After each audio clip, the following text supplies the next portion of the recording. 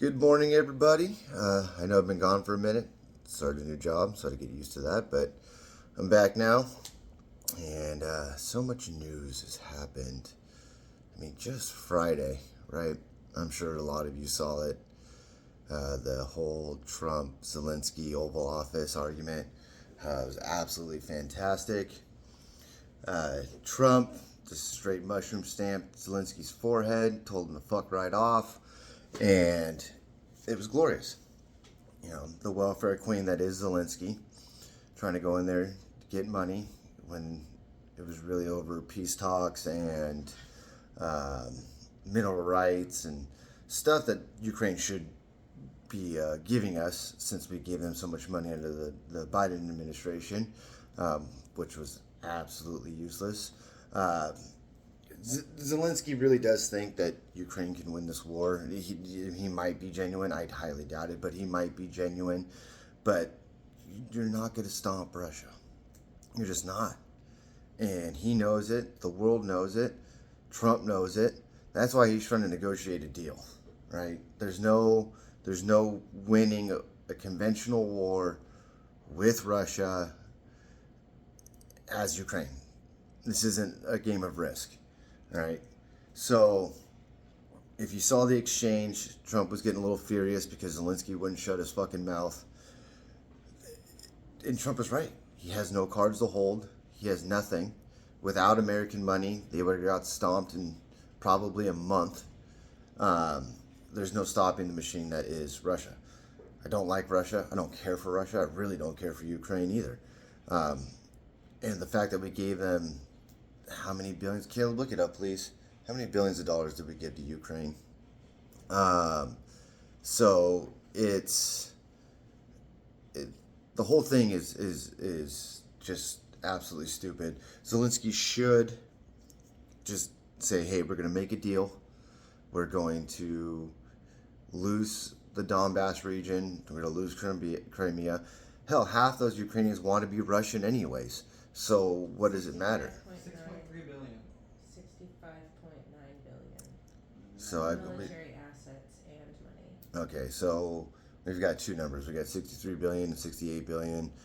Yes, it's not all money, but yeah, and it is military hardware, which we should probably have for ourselves. It does belong to us. But JD Vance jumping in on that whole exchange, also fantastic. Zelensky trying to tell him, "Oh, have you been to Ukraine?" It doesn't matter if you've been or not. I could look at a photo and tell you Ukraine ain't winning. You didn't have to be there to see it. But all the people bitching about it, hell, go to Ukraine, pick up a rifle, fight the Russians. Let me know how it goes. Probably won't hear from you because you're probably going to get killed. Um, but also, people don't realize this is how negotiations work among businesses, among countries. That is how it works. It's always a screaming match. It's always a pissing match. That's how it goes. You just don't see it in the public. Trump allowing the journalists and the cameras in there just made it so much better. It made Zelensky look like a fool. It really did. Trying to tell us that we're going to eventually feel it, and we're not. It has nothing to do with us in any way, shape, or form. It doesn't affect our economy. The only reason it did is because we gave them too much money. And then Zelensky has the balls to go on Brett Baer on Fox. I didn't get to watch the whole thing. I kind of fell asleep. It was really boring. But, uh, backpedaling everything he said. Trump not letting him back into the White House, even better. Until you want to make a deal, shut the fuck up. It's that simple. Our money should not go to it. And Zelensky all he wants is money. All he wants is to be seen. He doesn't really want, I don't know if he really wants to fight this war, to be honest with you. And yes, they are pulling people out of cities and putting them on the front line. They have lost so many people. There's not an age anymore for conscription. And you can't win a war with the Russians like this. You just can't. So, but it also leads to the question, do we leave the UN and NATO? Yes, we should. Absolutely. Again, not needed. Too much of our tax dollars, our money goes to that. And Ukraine shouldn't be a NATO nation anyways. Bordering on Russia, Russia feels threatened. If somebody puts you in a corner, you fight or flight while Russians fight. So putting NATO right there on the border, yeah, it's going to piss off Putin. It just is. Uh, is that what started this whole thing to begin with? No. Warm water ports, land, it just makes sense. Putin on his old, the USSR needs to come back. Oh, not great. Not a great thought on it, but still, wasn't our war to be involved in to begin with. So, and all you retards on X, you stand with Ukraine, all that, go fight for them. Give them your tax dollars, don't take mine. Give them your entire paycheck. Let me know how it works out for you. But if we leave the UN, we stop giving every other country money, that would be it would boost our economy like no other. It's useless. This is a bunch of bureaucrats sitting and arguing and trying to make deals on behalf of our tax dollars. It just doesn't make any sense. Same with NATO. If they're going to if we're the number one contributor in NATO, if we're the big boy on the block, and then they're going to tell us what to do, we don't need to be there. If they're all so powerful without us, they don't need us. Gone. Fuck them. We don't need them.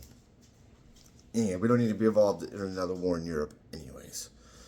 So, I think, yes, leave the UN, leave NATO, focus on America, make America what we know it can be. We have the resources, we have the military strength, we have the power. We can do fine without any of it. Trade still needs to happen. All right, tariffs take place on Tuesday. Can't wait to see how that works out. We might see some crumbling in some countries here soon, or some sniveling going to Trump, which I hope we do, especially Trudeau, fascist little fuck. Jumping topics.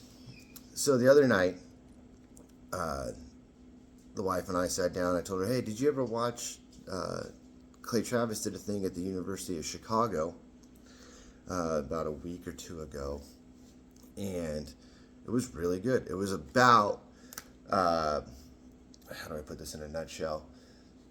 Masculinity. It was a lot of the topic, and Clay Travis said, is there any masculine men in the Democratic Party? We all know there isn't. But, and I will link it to the video, as well as on X, so people can watch it. It's only an hour and 15 minutes, well worth a watch. Shot all them people down. It was fantastic. But I bring this up because if you didn't know, last night, and Andrew Coumo, former governor of New York, announced his bid for the mayor of New York. It was hard to watch. It really was. I watched the whole thing. But he tried to sound strong. He tried to make it sound like it was a presidential announcement.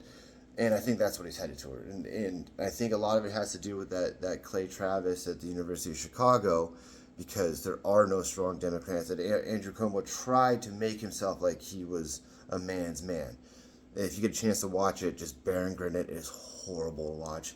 But a lot of the things he was saying is a lot of the things that he implemented on his own when he was the governor, and things he stood for. Great example, we need more police in New York. Well, you shouldn't have treated them like shit during COVID. So, making subways safe. Yeah, well, you shouldn't have turned them into shitholes when you were the fucking governor either. So, but it also sounds like a bid for a presidential run in 4 years. And with the loss of Newsom, because he dropped the ball, he could have been the contender for the Democrats, which would have been horrible for all of us. Andrew Cuomo's no better. But if Newsom hadn't dropped the ball with all the fires, losing businesses, increasing rates on people, he might have had a chance, and that would not have been a good thing. Andrew Cuomo's not any better. New York is just California. So people need to realize, do some research on governors. Governors mainly run for president, senators too. Sometimes congressmen and women, but not as often. So do some research. see it for yourself.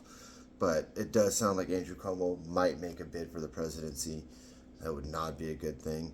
But if JD Vance runs, we obviously know he's got balls of steel as he's yelling at Zelensky in the Oval Office while Trump's yelling at him, and Trump didn't stop him, so that's a good thing also too. So it shows that there's no leash on JD Vance, and he could potentially make a great president. All right, well, I'll be back tomorrow with the news. We'll continue to make this more continuing. There will be less gaps as time goes on. Sorry I was gone for a week. I just had to get used to a new job. Alrighty, everybody. Till tomorrow.